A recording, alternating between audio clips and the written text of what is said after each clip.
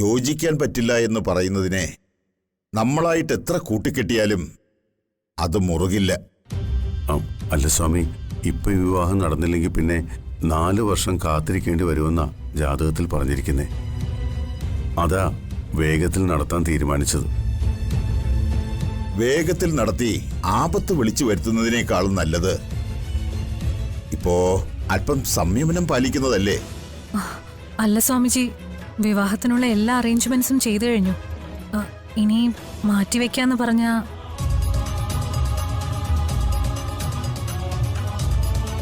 ഈ വിവാഹം ആപത്തുണ്ടാക്കുന്ന അദ്ദേഹം പറഞ്ഞു കഴിഞ്ഞല്ലോ എടുത്തി.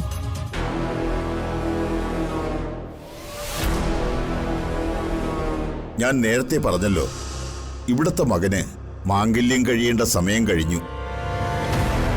അത് കൃത്യമായ സമയത്തിൽ കൃത്യമായ ആളോടൊത്ത് തന്നെ നടന്നു കഴിഞ്ഞു എന്നാണ് ഞാൻ കരുതുന്നത്.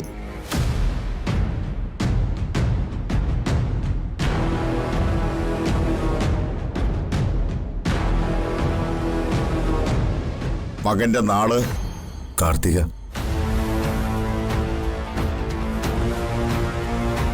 വിവാഹം ഉറപ്പിച്ച പെൺകുട്ടിയുടെ വിശാഖം.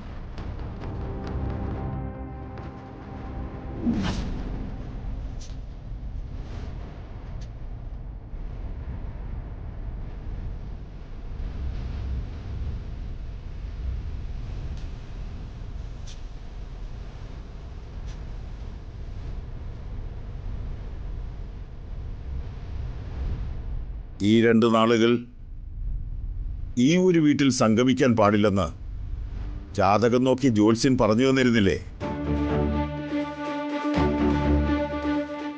പറഞ്ഞിരുന്നു. 7 ദിവസത്തിനകം നടത്തിയാൽ കുഴപ്പമില്ലെന്നും പറഞ്ഞു. കുഴപ്പമില്ല എന്ന് പറഞ്ഞത് നല്ലതാവണം എന്നില്ല. അതുകൊണ്ടാണ് വിവാഹം മുടങ്ങിയത്. ഇനി നടത്താൻ തീരുമാനിച്ചാലും ഫലം മറ്റൊന്നാവില്ല.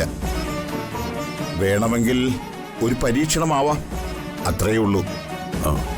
അത് വേണ്ട സ്വാമിജി, ഈ വിവാഹം ഇപ്പം നടത്തണ്ടെന്ന് തീരുമാനിക്കാം.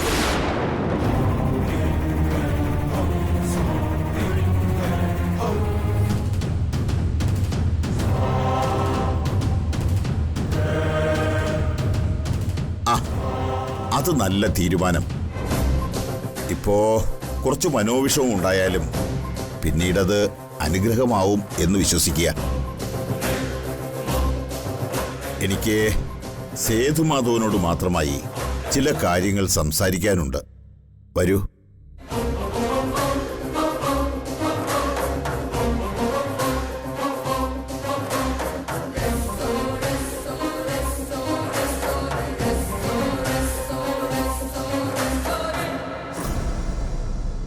ഇത്രയും പ്രശ്നങ്ങളുണ്ടെന്നറിഞ്ഞിട്ടും ഈ വിവാഹവുമായി മുന്നോട്ടു പോകാൻ സേതുമാധവൻ എങ്ങനെ ധൈര്യം വന്നു എന്നാ നമുക്ക് മനസ്സിലാവാത്തത്.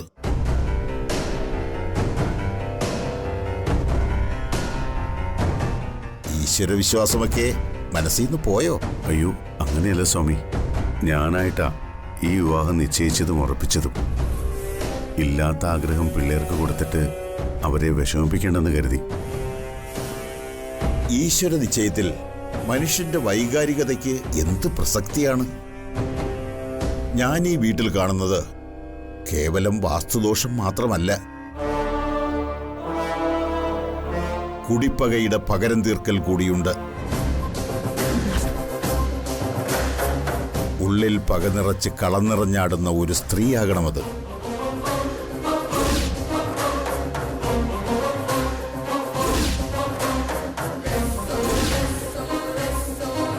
സ്ത്രീകളുടെ പക ആനപ്പകയ്ക്ക് തുല്യമാണ്. കരുതിയിരുന്ന് പ്രതികാരം ചെയ്യും അവര്.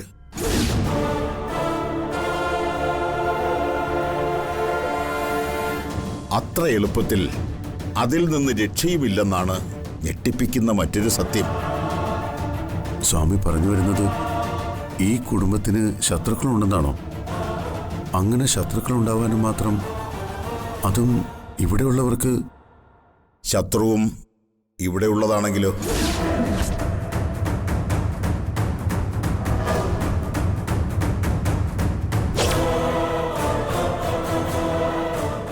അതെ, സേതുമാധവൻ ഒരിക്കലും പ്രതീക്ഷിക്കാത്ത ഒരാൾ തന്നെയാവും അത്.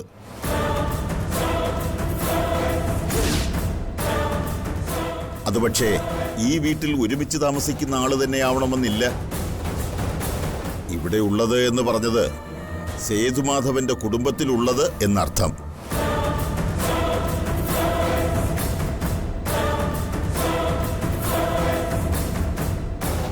അത് ചിലപ്പോ സേതുമാധവന്റെ കുടുംബത്തിലെ അകന്ന ബന്ധുക്കളോ മറ്റോ ആവാം. നിങ്ങളുടെ വളർച്ചയിൽ അസൂയയുള്ള ആരെങ്കിലും ആവാനും മതിയല്ലോ. ആരാണെന്നും എന്താണെന്നും അറിയാതെ ഒരു നീക്കവും നമുക്ക് നടത്താനുമാവില്ല. ഈ കാണുന്ന സ്വത്തെല്ലാം പിള്ളേരെ ഏൽപ്പിച്ച് ആശ്രമത്തിൽ സ്വാമിയുടെ കൂടെ കഴിയണമെന്ന എൻ്റെ ആഗ്രഹം. അങ്ങനൊരു സാഹചര്യം വന്നാൽ എൻ്റെ മക്കൾക്കൊന്നും സംഭവിക്കരുത്. അതാണ് സേതുമാധവന്റെ ആഗ്രഹമെങ്കിൽ എല്ലാത്തിനും ഒരു തീരുമാനമുണ്ടാക്കിയിട്ട് ബാക്കി ആലോചിച്ചാൽ മതി.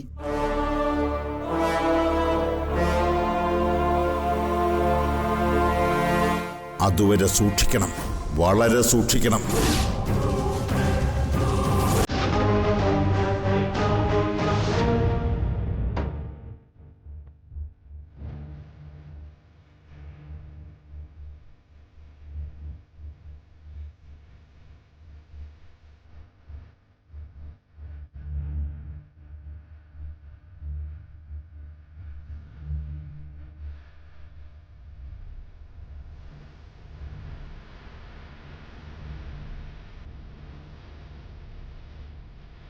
താൻ ഇവിടെ നിൽക്കായിരുന്നു, താനെന്താ മാറി നിൽക്കുന്നത്? എനിക്ക് സ്വാമിയുടെ മുഖത്ത് നോക്കാനുള്ള ധൈര്യമില്ല സച്ചേട്ടാ. സന്ദീപിന്റെ വിവാഹം കഴിഞ്ഞ കാര്യം വരെ അദ്ദേഹത്തിന് മനസ്സിലായ ലക്ഷണോ. ഉള്ളിലുള്ള പരിഭ്രമം ഒളിപ്പിച്ചു വെക്കാൻ എനിക്ക് കഴിയില്ല. മനസ്സിൽ എന്താണോ അത് മുഖത്ത് അതേപടി കിടക്കും. അങ്ങനെയുള്ളപ്പോൾ അദ്ദേഹത്തിന്റെ മുന്നിൽ ചെന്ന് നിന്ന കാര്യങ്ങളൊക്കെ അറിയാൻ അദ്ദേഹത്തിന് കൂടുതൽ എളുപ്പമാവും. അങ്ങനെയെല്ലാം മനസ്സിലാക്കി തന്നെ അതൊക്കെ നല്ലതിനായിരുന്നു എന്ന് മനസ്സിലാവില്ലേ? ചിലപ്പോൾ അങ്ങനെ മനസ്സിലായതുകൊണ്ടാവാം അദ്ദേഹം കൂടുതലൊന്നും വിട്ടുപറയാത്തെ. പിന്നെ എന്തൊക്കെയായാലും വലിയൊരു സമാധാനം കിട്ടിയില്ലേ? ഇനി കുറെ നാളത്തേക്ക് വിവാഹം എന്ന് പറഞ്ഞ് ഈ വീട്ടിലൊരു ടെൻഷൻ ഇല്ലല്ലോ. ഒരു കണക്കിന് വാസ്തുദോഷം സന്ദീപിനെ ആദരിക്കുക ഒരു അനുഗ്രഹമായെന്ന് വേണം പറയാൻ. താൻ ഇന്നലെ പറഞ്ഞ പോലെ എല്ലാം ഈശ്വരന്റെ അത്ഭുത പ്രവൃത്തികളാ. ഇനി വൃന്ദാവനത്തിലും ഇതുപോലൊരു അത്ഭുതം നടക്കണം.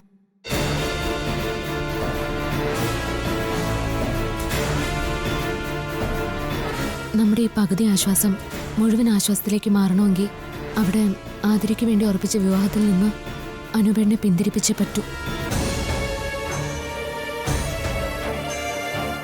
സന്ദീപിന്റെ വിവാഹ ദിവസം തന്നെ ആതിരയുടെ വിവാഹം നടത്തണമെന്നുള്ള വാശിയില്ല അനുപേട്ടൻ.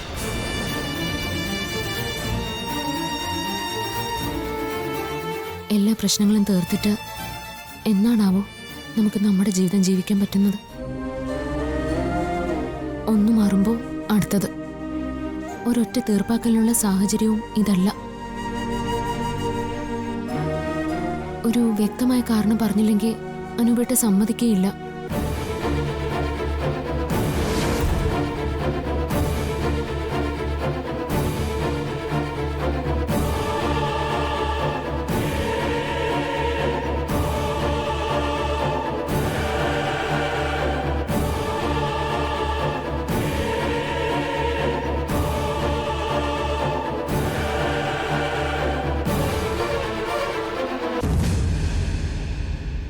അർച്ചന, ഒരു വഴിയുണ്ട്.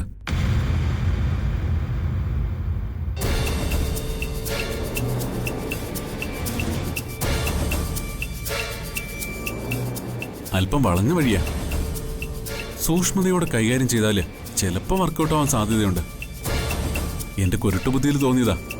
നമുക്കൊന്ന് ശ്രമിച്ചു നോക്കാം.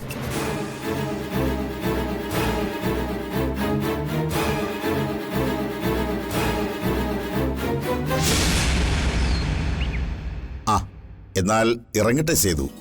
ശരി, സമയം കിട്ടുന്ന പോലെ ഇങ്ങോട്ട് വരണം. തീർച്ചയായും.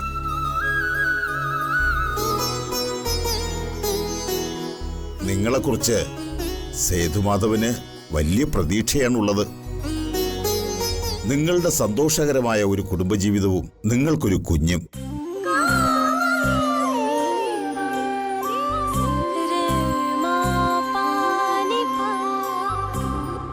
ജീവിതത്തിൽ ധാരാളം പ്രശ്നങ്ങൾ ഉണ്ടായെന്ന് വരും, അതും പ്രതീക്ഷിക്കാത്തവരിൽ നിന്നും. അതൊന്നും നിങ്ങളുടെ ജീവിതത്തെ സാരമായി ബാധിക്കില്ലെങ്കിലും മനോവിഷമമുണ്ടാക്കുന്നതാണ്. ഈശ്വരനെ മനസ്സറിഞ്ഞ് വിളിക്കുക, ബാക്കിയെല്ലാം അവിടുന്ന് നോക്കിക്കൊള്ളും. നമുക്കാരാ സ്വാമി ശത്രു? നമ്മൾ ആരോടും ഇതുവരെ ഒരു തെറ്റും ചെയ്തിട്ടില്ലല്ലോ. തെറ്റ് ചെയ്തോ ഇല്ലയോ എന്നുള്ളത് രണ്ടാമത്തെ കാര്യം. തെറ്റ് ചെയ്യാതെ തെറ്റിദ്ധരിക്കപ്പെട്ട് ശിക്ഷിക്കപ്പെടുന്നതാണ് ആദ്യത്തെ കാര്യം. ഒരാൾ കുലം മുടിക്കാനായി തുനിഞ്ഞിറങ്ങിയാൽ അയാളെ ഈശ്വരന് പോലും തടയാൻ കഴിയില്ല.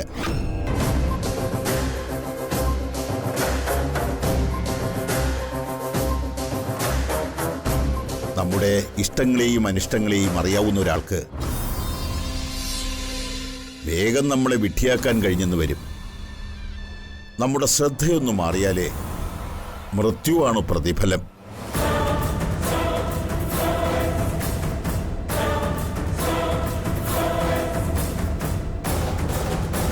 ദൃഷ്ടിയിൽ കാണാൻ കഴിഞ്ഞില്ല എന്ന് കരുതി ശത്രുക്കൾ ഇല്ല എന്ന് ഉറപ്പിക്കാനാകില്ല. ദൃശ്യമായ ശത്രുവിനെ എതിർത്ത് തോൽപ്പിക്കാനാവും. പക്ഷേ അദർശനായി നിന്ന് കുടുംബത്തിന്റെ അടിത്തറ ഇളക്കുന്ന ശത്രുവിനെ തിരിച്ചറിയുന്നത് മരണവെപ്രാളത്തിലാവും.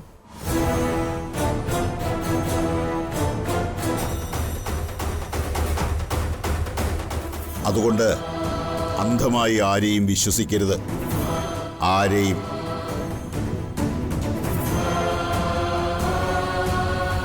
എന്നാൽ ഇറങ്ങട്ടെ. സമയമുള്ളതുപോലെ സേതുമാധവൻ ആശ്രമത്തിലേക്ക് വരൂ. അപ്പോ വിശദമായിട്ട് നമുക്കിതേപ്പറ്റി സംസാരിക്കാം. ശരി സ്വാമി.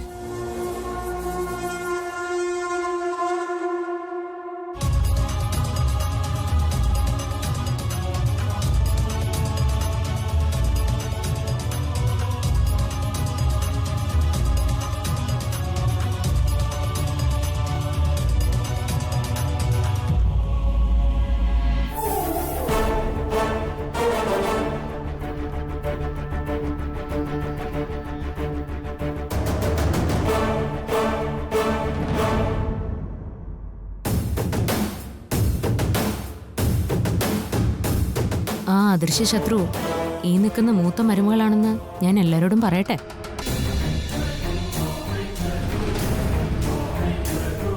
സ്വാമിജി പറഞ്ഞത് കേട്ടില്ലേ?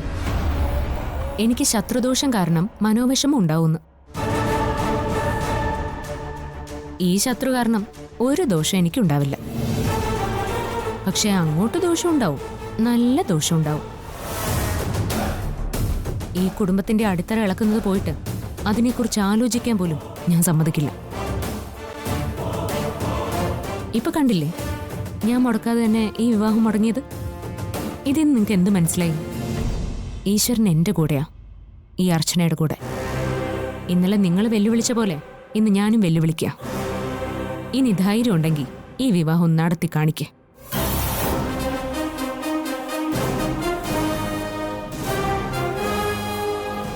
അങ്ങനെ നടന്ന ആജീവനാന്തം അവന്തികയുടെ അടിമയായിരിക്കും ഈ അർച്ചന.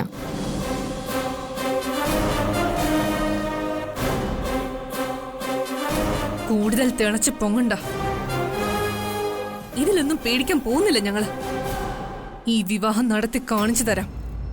വെല്ലുവിളി ഏറ്റെടുത്ത് തന്നെയാ ഞാൻ പറയുന്നത്. നീ ആരടി എന്നെ വെല്ലുവിളിക്കാൻ? നിന്റെ ചേച്ചി പോലും അതിനായിട്ടില്ല, പിന്നല്ലേ നീ? നിനക്കെന്നെ ശരിക്കും അറിയാലോ.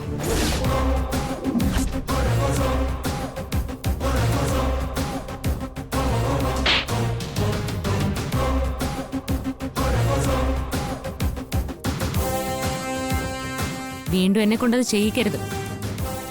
പിന്നെ ഇമാതിരി സംസാരമൊക്കെ ദാ ഇവിടെ, ഇങ്ങോട്ട് വേണ്ട. സമയം കിട്ടുമ്പോ അനിയത്തോടൊന്ന് പറഞ്ഞു കൊടുത്തേക്കണം കാര്യങ്ങളൊക്കെ.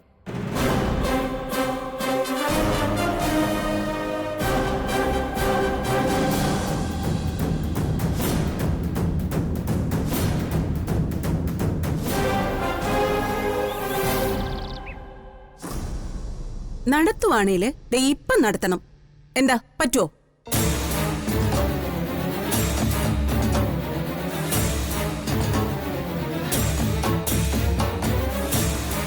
ആ സന്ദീപിന്റെ വിവാഹം നടക്കുന്ന ദിവസം ഇവളെയും കെട്ടിക്കും എന്നല്ലേ അനുപേട്ടൻ അന്ന് നെല്ലിശ്ശേരി മുറ്റത്ത് വെച്ച് പറഞ്ഞത്? അത് അതുപോലെ തന്നെ നടക്കട്ടെ. നീ എന്തൊക്കെയാ മീരി പറയുന്നത്? അവര് 2-3 ദിവസത്തിനുള്ളിൽ നടത്തും. അവരെ പോലെ തീരുമാനമെടുക്കാനും നടത്താനും നമ്മളെ കൊണ്ട് നടക്കുന്ന സ്ഥിതിയാണോ? സ്ഥിതിയൊന്നും കാര്യമൊക്കണ്ട. അനുപേട്ടനെ പോലെ തന്നെ വാശി എനിക്കുണ്ടെന്ന് കൂട്ടിക്കോ.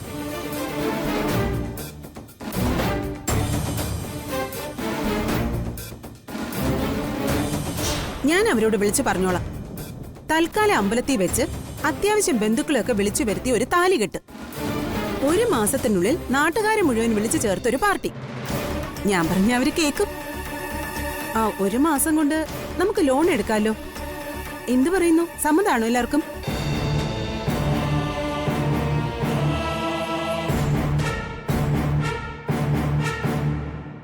സമ്മതം.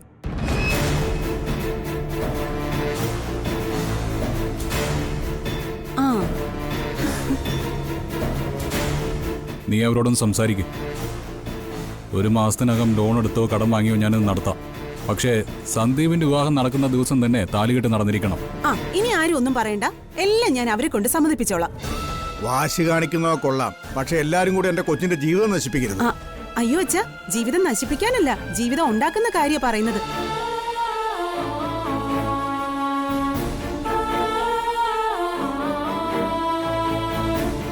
അവർക്കൊക്കെ ഒരു വിചാരമുണ്ട്. അവര് തീരുമാനിക്കുന്നത് പോലെ കാര്യങ്ങളൊക്കെ നടക്കുള്ളൂ എന്നും ആതിരയ്ക്ക് സന്ദീപ് ഇല്ലാതെ ജീവിക്കാൻ പറ്റില്ല എന്നും. ആ തെറ്റിദ്ധാരണ മാറട്ടെ എന്ന് കരുതിയാ ഞാനും അനൂപേട്ടന്റെ കൂടെ നിൽക്കുന്നത്. ഇനി ആര് വിചാരിച്ചാലും ഈ വിവാഹം തടയാൻ പറ്റില്ല.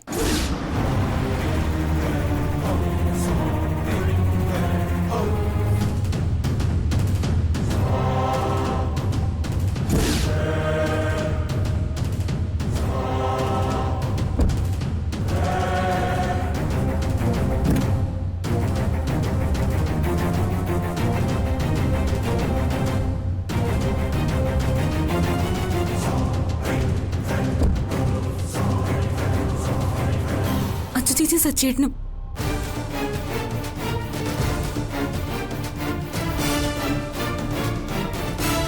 എന്താണ് എല്ലാരും കൂടെ ഒരു ഡിസ്കഷൻ? എന്താ അനുപേട്ടാ?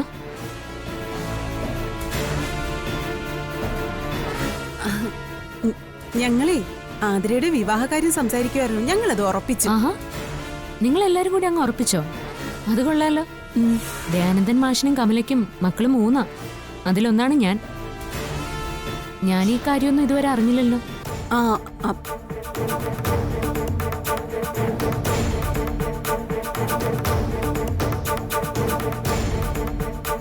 എന്നെ മറന്നുപോയോ എല്ലാവരും?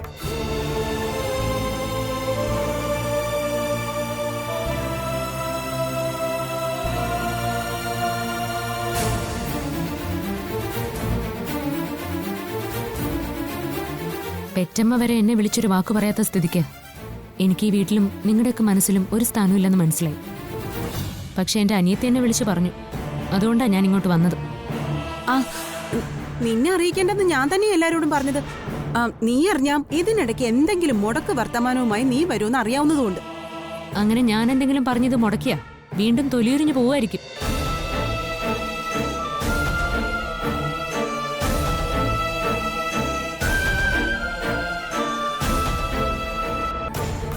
സച്ചേട്ടാ, ഇവിടെ ഇരിക്കെ. എന്റെ കുടുംബാംഗങ്ങൾ എന്നെ മറന്നു എന്ന് മാത്രമല്ല, ആദ്യത്തെ മര്യാദയെ മറന്നു. ഇതെന്റെ വീടാ. ഇവിടെ എന്റെ വാക്കിനും വിലയുണ്ട്. സച്ചേട്ടൻ ഇരിക്കേ.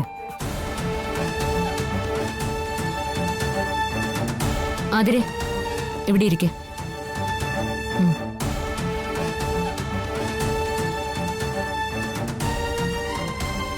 ഞാനിവിടെ വന്ന് ഇത്രയും കാര്യങ്ങൾ സംസാരിച്ചിട്ടും സച്ചേട്ടൻ മിണ്ടാ നിന്നത് എന്താണെന്നറിയോ? അഭിപ്രായം ഇല്ലാഞ്ഞിട്ടല്ല, നമ്മുടെ കുടുംബകാര്യത്തിൽ ആവശ്യമില്ലാതെ തലയിടണ്ടെന്ന് കരുതിയിട്ടാ.